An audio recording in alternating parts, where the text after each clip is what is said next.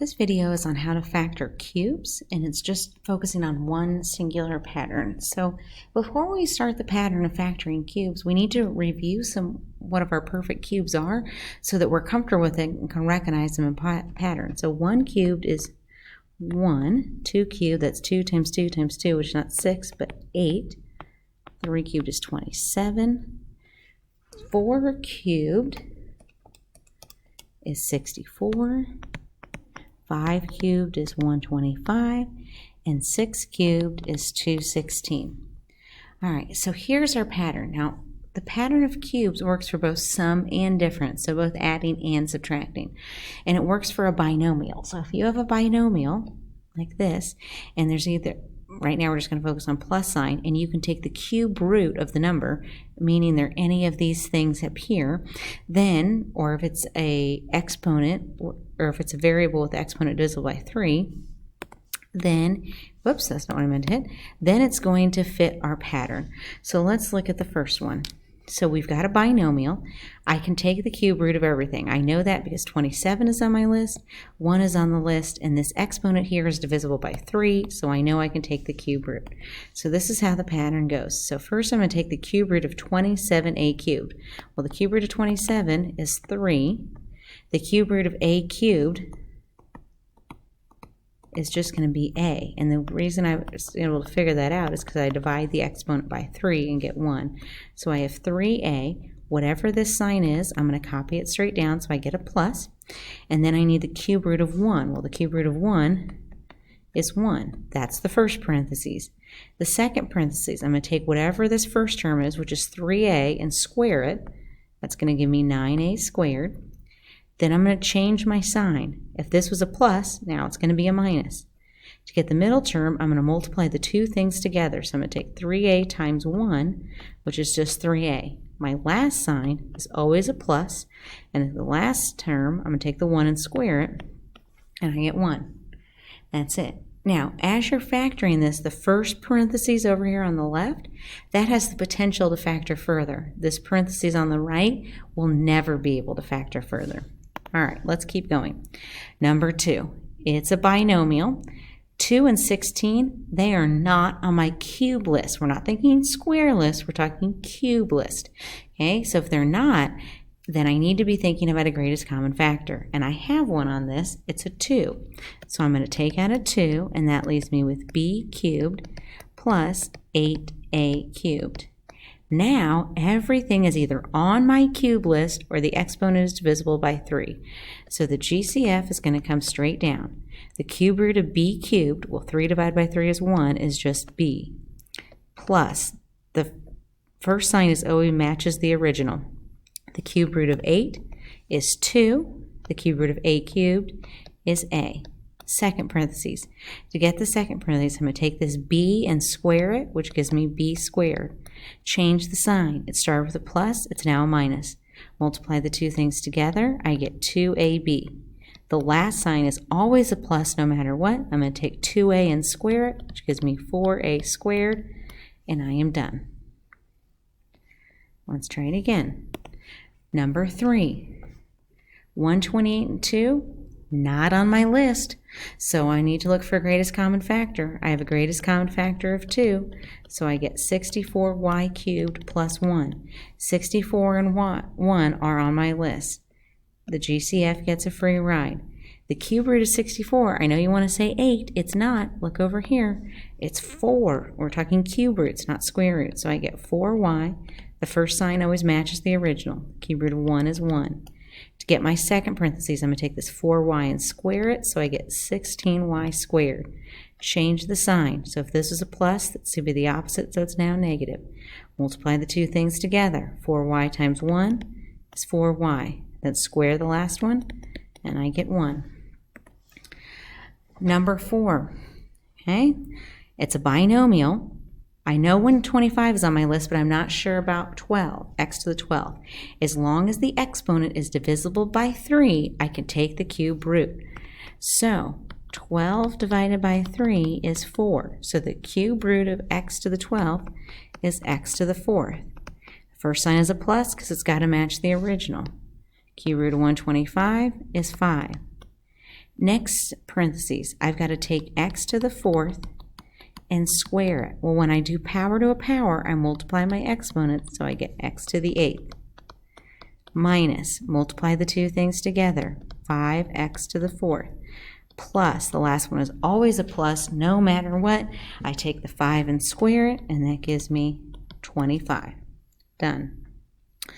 Number 5, okay, 3 and 81, not on my list. So I'm going to have to look for a greatest common factor. And this time, there's a greatest common factor that's more than just a number. I can take out a 3, but I can also take out an x. Whoops, I don't know why I put a parenthesis there.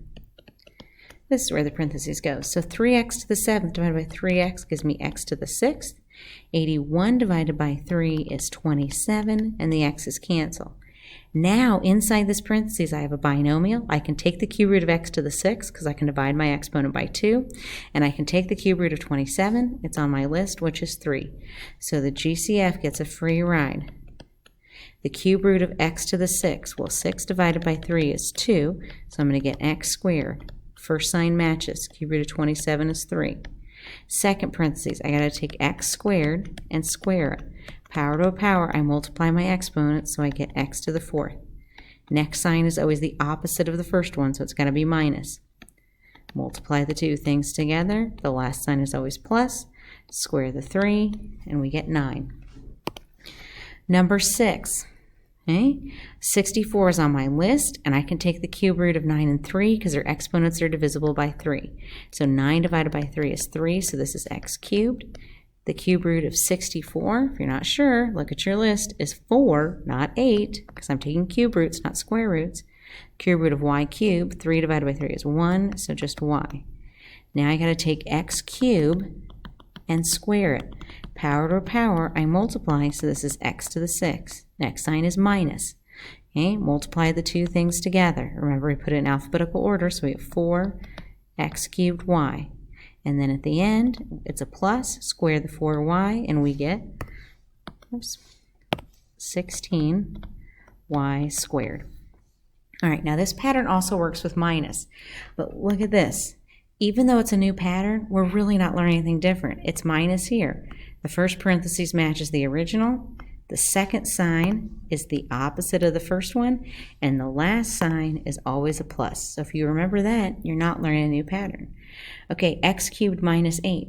Well, 8 is on my list. I can take the cube root because it's divisible by 3. Cube root of x cubed is x. Minus, because it matches the parentheses, cube root of 8 is 2. Square the x, get x squared.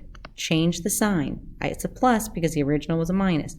Multiply together, 2x. Last sign is always a plus. Takes 2 and square it, and I get 4. You're not looking at what numbers you're squaring. The signs just always make a pattern. It doesn't matter whether you're squaring a -2 or it doesn't matter.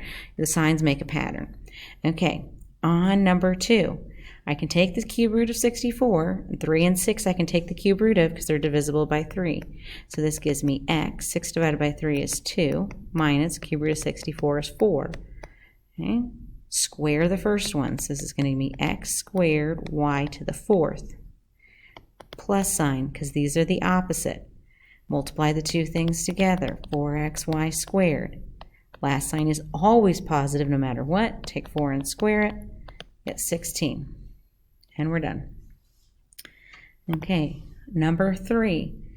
4 and 108 are not on my list, so I'm going to look for a greatest common factor. I can take out a 4, but I can also take out a y. So 4y to the 4th divided by 4y, well, the 4's cancel, and I get y to the 3rd, minus 108 divided by 4 is 27, and the y's cancel.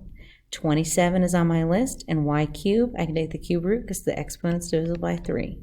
So I have 4y, cube root of y cubed is y. This first sign matches, cube root of 27 is 3. Square the y and get y squared. This second sign is a plus because it's got to be the opposite of what's in the parentheses. Multiply the two things together. The last sign is always a plus. Square the 3 and get 9. Number 4. 125 is on my list, x to the 9th and y to the 12th. I can take the cube root of that because their exponents are divisible by 3. So the cube root of 125 is 5.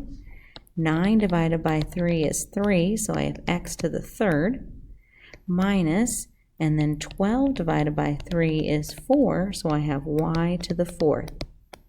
For the next one, square 5x cubed, so that gives me 25, and then x to the third squared, power to power, I multiply, so I get x to the sixth. Multiply the two things together. I've got to erase this, I'm running out of space. Multiply the two things together, and I get positive 5x cubed y to the fourth. It's positive because this sign has to be the opposite of the original, and the original was minus. The last sign is always plus. Y to the fourth squared, multiply the exponents, I get y to the eighth. And I'm done. Last two. Number 5, I can take the cube root of 81, because remember, oh, wait a second, I can't, this one doesn't work. Let's try another one. Let's change this to x to the 15th plus 27. Let's do that one. Okay, so I can take the cube root of 27, it's on my list. X to the 15th, I can take the cube root of it because I can divide it by 5. So 15, I said that wrong, divide it by 3, which gives me 5. So this is x to the 5th, cube root of 27 is 3. Square this, so I have x to the 5th squared, power to power, I multiply, so I have x to the 10th. Minus, multiply the two things together. Square the last one. We're done. Number 6.